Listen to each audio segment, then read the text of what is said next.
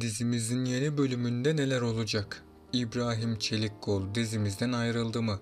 Dizimiz final yapacak mı? Zeynep iyileşecek mi? Barış, Emine ve Savaş'a neler olacak? Hepsini sizlere bu videoda açıklayacağım arkadaşlar.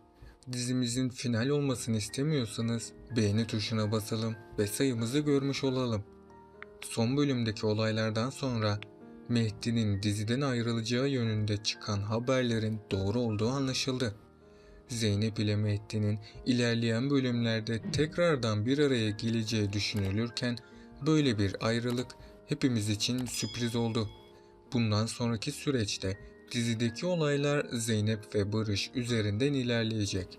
Sultan Alım ve Ali Rıza dayı da birbirlerine destek olacaklar.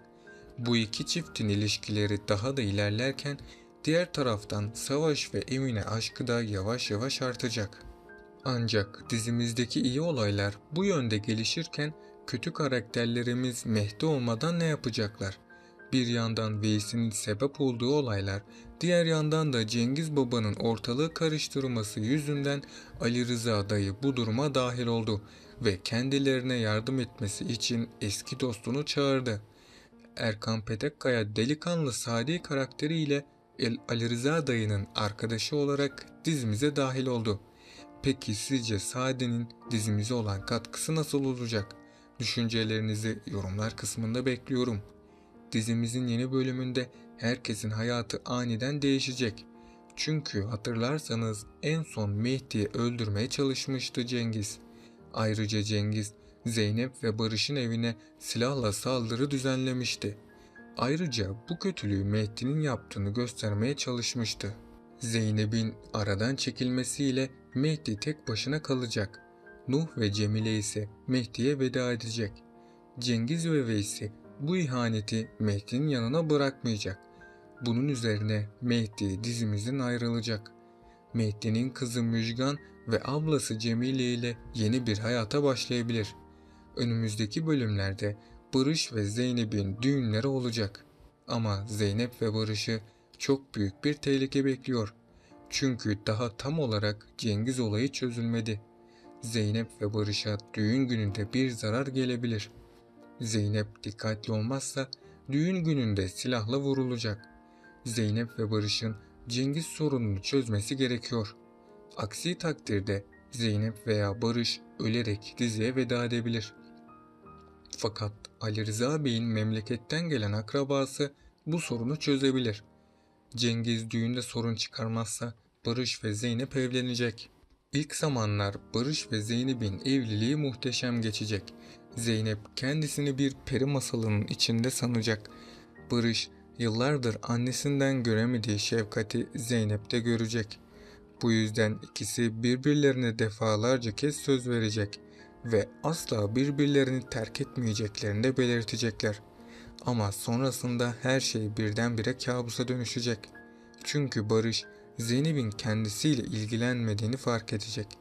Barış artık bu duruma tahammül gösteremeyecek. Zeynep'in davranışlarını her gördüğünde sinirlenecek. Ardından Barış Özlem'in haklı olduğunu fark edecek. Barış bunun üzerine Zeynep'ten ayrılma kararı alacak. Zeynep de ikinci darbeyi Barış'tan alacak. Zeynep Barış'ın boşanma davası açtığını duyunca çok üzülecek. Zeynep Barış'a neden kendisinden boşanmak istediğini soracak. Barış Zeynep'e sorumluluk duygusundan kurtulmak istediğini belirtecek. Zeynep de bu sözler üzerine oradan ayrılacak. Zeynep'teki bu hüzün büyük bir travmaya dönüşecek. Hatta Zeynep'in psikolojisi bozulmaya başlayacak. Eğer bu konuda Zeynep'e yardım eden olmazsa Zeynep kendi canına kıyabilir. Çünkü Zeynep yaşantısının getirmiş olduğu yükü kaldıramaz hale gelecek. Ama Zeynep'in ailesi asla onu yalnız bırakmayacak. Barış ilerleyen bölümlerde Zeynep'ten bir çocuğu olmasını isteyecek. Ama bu isteğini Zeynep'e nasıl açıklayacağını bilemeyecek. Çünkü Barış Zeynep'in kendisini yanlış anlayacağından korkacak. Bu yüzden Barış bir süreliğine daha bu isteğini Zeynep'ten saklayacak. Daha sonrasında Barış bu acıya dayanamaz hale gelecek. Sonunda Barış bir karar verip Zeynep'ten bir çocuk istediğini ona söyleyecek. Zeynep ise Barış'ın bu isteği karşısında ne yapacağına karar veremeyecek. Onun için Zeynep Barış'tan biraz zaman isteyecek.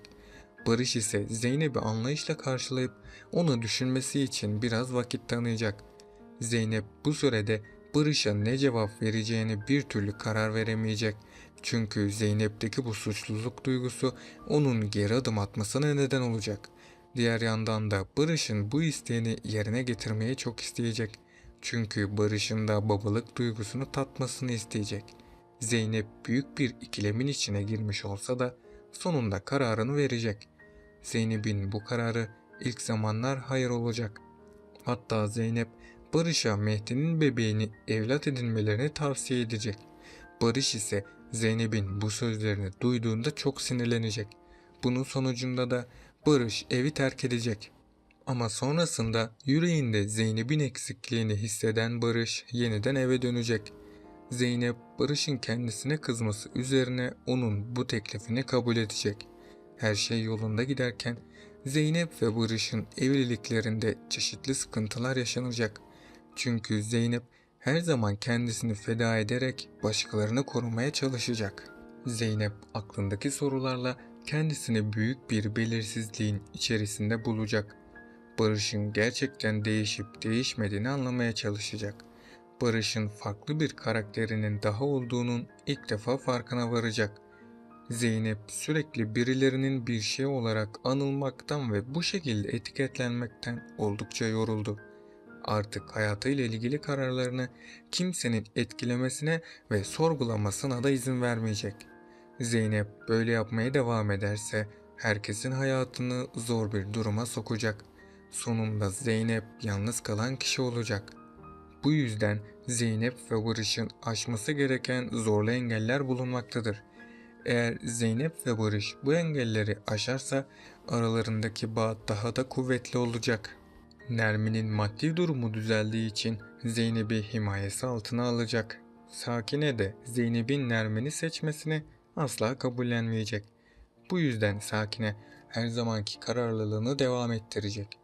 Sakine bu yolda Nermin Hanım'a büyük bir savaş başlatacak.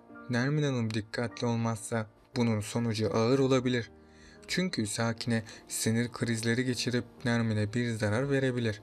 Bu nedenle de Nermin Hanım hayatını kaybedebilir. Sakine Nermin'e zarar veremediği için yine duygu sömürüsü yapacak. Yani Sakine Zeynep'i yine bir seçim yapmaya zorlayacak.